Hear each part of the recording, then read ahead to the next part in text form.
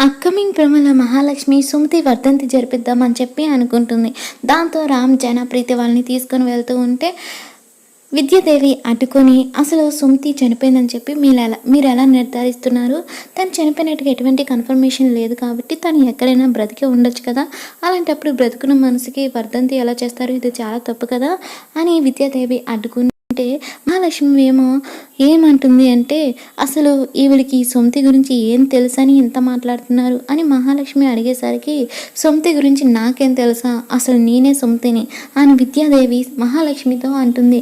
దాంతో Mahalakshmi family members అందరూ కూడా చేస్తారు, నా విషయంలో నువ్వేం చేసావో నాకు అన్నీ తెలుసు, అసలు నిన్ను నమ్మి నా భర్తని, పిల్లల్ని, ఇంటిని, ఆస్తిని అప్పజెప్పి వెళ్తే నువ్వు నన్ను నమ్మించి మోసం చేశావు.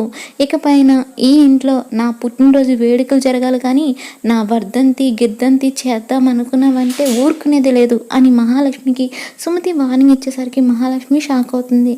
మరి తనే సుమతి అనే విషయం బయటపడిందా లేదా అనేది అప్కమింగ్ ఎపిసోడ్లో చూద్దాం.